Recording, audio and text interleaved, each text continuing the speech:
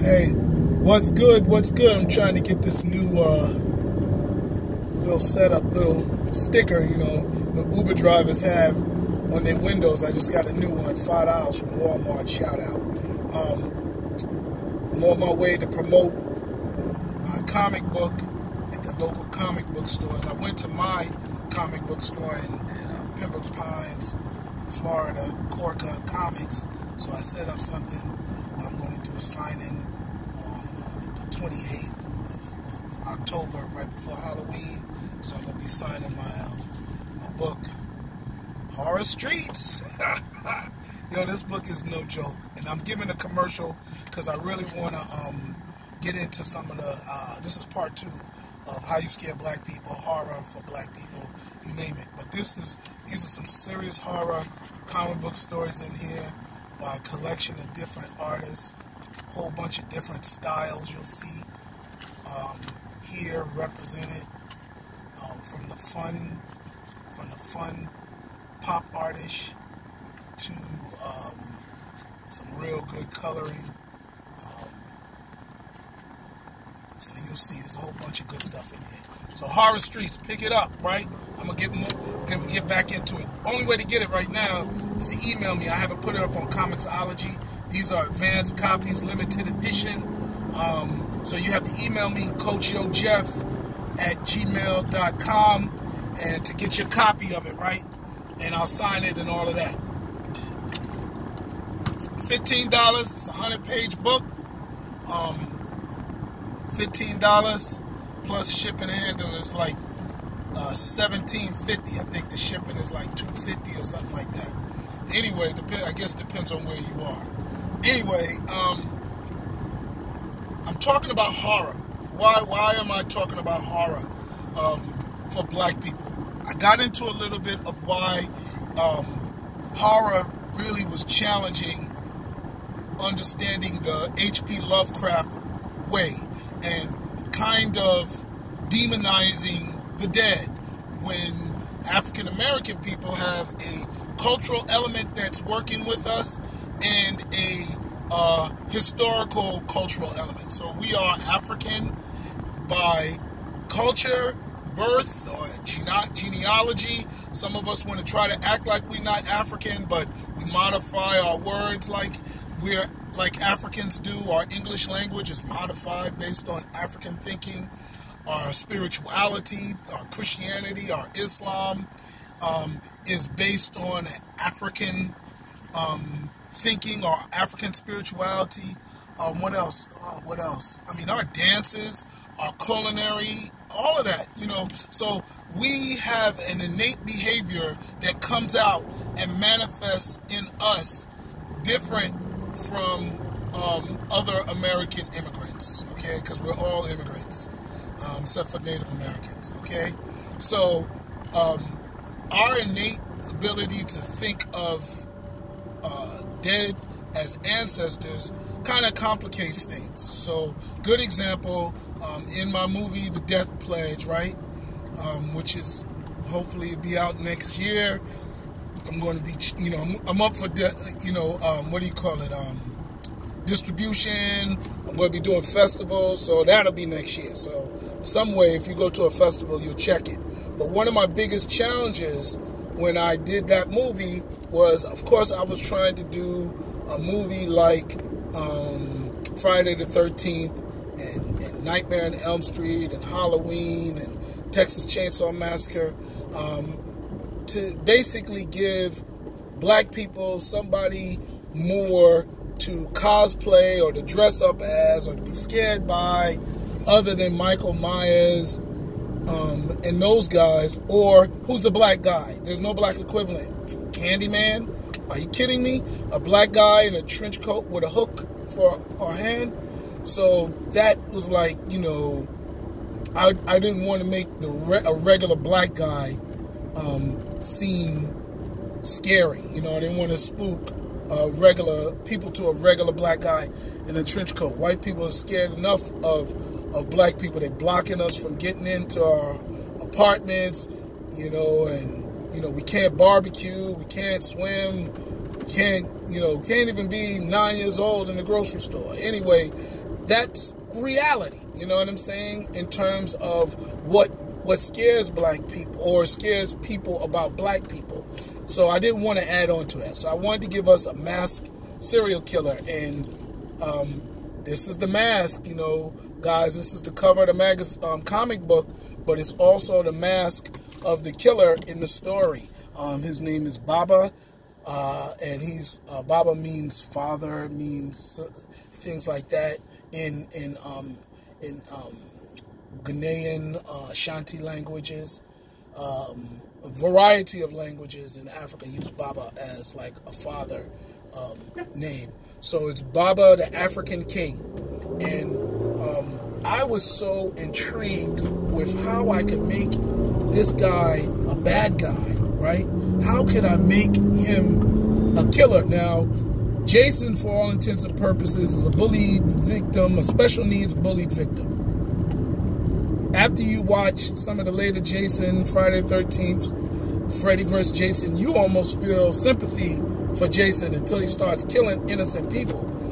But you almost feel sorry for him, you know what I'm saying? Freddy Krueger, he was a pedophile, right?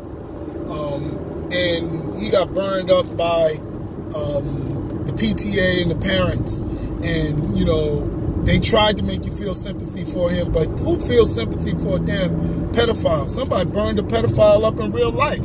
You know what I'm saying? Mess with people's children. Yo, it is what it is. You on your own.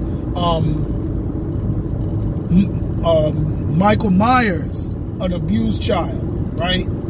But there's something wrong with Michael Myers. We don't know what they're going to show in this Halloween that's coming out this Friday, but there's something more to Michael Myers than just coming from an abusive family. Now, in the Halloweens, they never really got into it until you saw Rob Zombie's Halloween, and they showed a little bit of Michael Myers' origin. But for me, that didn't really work either. I was like, damn, there's still no excuse to go crazy. And then he's so narrowly focused on his sister and his family. It's like, come on, dude. All right, you get over it. You were abused. You got back at your family. I don't know who the hell. Why is he mad at his sister? You know, did she abuse him? She don't seem like she abused him. And if she did abuse him, then why are we feeling sorry for her? So it's just some complicated, straight ratchetness. You know what I'm saying? Ratchet family. And then you have Leatherface. Okay, that probably is the creepiest one out of all of them. It isn't my favorite. My favorite may be Freddy Krueger and Jason, just because I like the movie Freddy vs. Jason.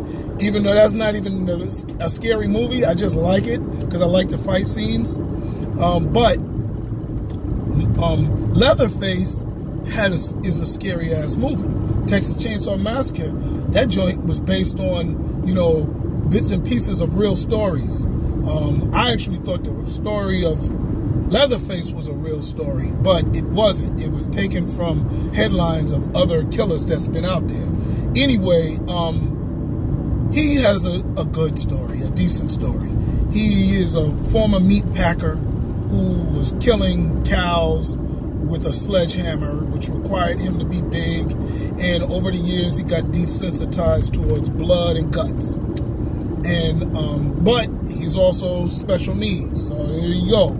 Special needs killer. Him and Jason, you know what I'm saying? They special needs, right?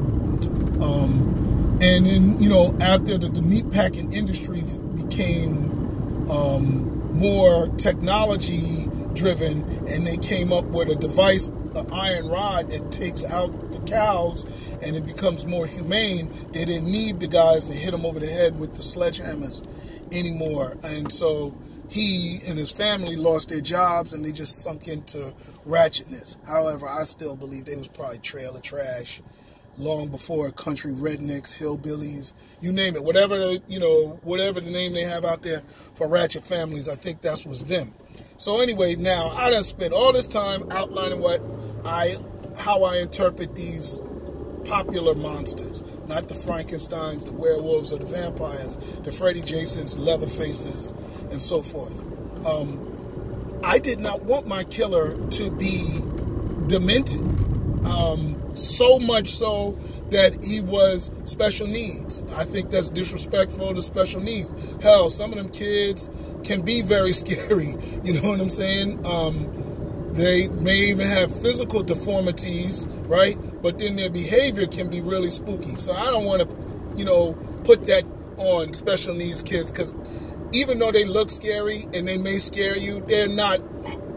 Many of them are harmless. Many of them are very lovable children. My first job in education was working with special needs kids. So I think that's probably why I didn't want to go down that path. And then I just didn't want to make him a bad ancestor. I was like, well, damn, how can I make him bad? And it took me time to think about it. And I came up with misinterpreted, done wrong, falsely accused. So you'll see his story is that of, somebody who was falsely misperceived, not necessarily special needs, but probably slow. And that's not necessarily a special needs person, although they may get some assistances. Some of them are hypersensitive, and that's not necessarily a special needs. Some of them are highly intelligent and really perceptive. And that's kind of where I'm going with his character. His character will evolve when we get to sequels and other stories, and you'll learn more about him. But I just think my character was a slave who won his freedom through fighting. So I have two things working, one, fighting already, boxing, and this guy did bare knuckle boxing. That already gives you a leeway to be a violent person, kind of punch drunk, which is the different type of special needs. You're not born with those needs, but over time, you just become punch drunk. And then he's a slave. He's born into slavery. He's an African who's living in a torture camp, a sex torture camp. I don't know how to describe it, but plantations weren't just, some type of weekend excursion. Those were torture camps, were the concentration camps, okay? He came from an American concentration camp, and living in that type of toxic environment can produce some deep-seated anger, rage, whatever the heck you do to keep yourself wrapped up tight so you don't lunge out. It may not be a strong lid, so you may pop off any minute. You know what I'm saying? So you think people now losing their jobs are stressed. Imagine somebody who's seen their mother victimized sexually, their father whipped and beat, killed, and them having gone through some of that stuff. Many times these slaves, these Africans were made to breed, and their children were sold off. What?